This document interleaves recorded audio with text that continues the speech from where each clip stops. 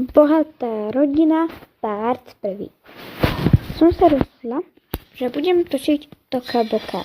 Tak tu je jej dom, predstavím vám ho. Tak. Toto je matka, volá sa Sára a má 35 rokov. Toto je otec, volá sa Michael a má 43 rokov. Toto je najstaršia dcéra, volá sa Eliška a má 13 rokov.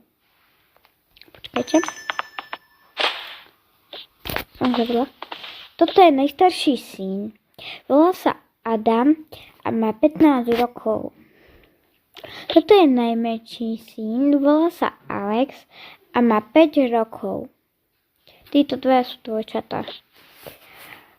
A táto sa volá Adriana, Aťka, a má tiež 5 rokov. Tak, a môžeme ísť na príbeh? Nevšimajte si, že tu je taký bordel, tak sa mi to seklo. Tak. Dneska bude len taký deň, obyčajný, hej?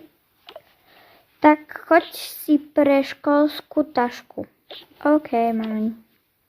Aj ty, Adam. OK. My zatím ideme, čakajte tu.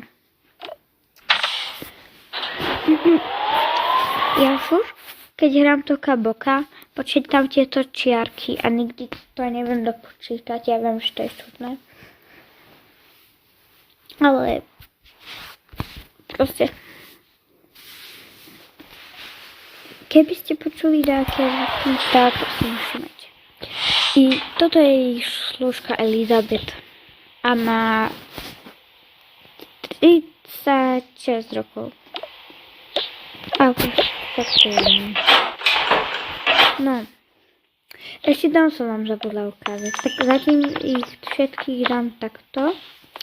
No toto je proste horné patro, prepáčte za moju výslovnosť.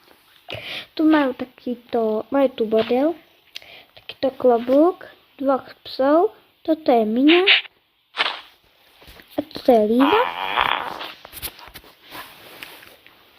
No, toto ani neviem, čo tu robí.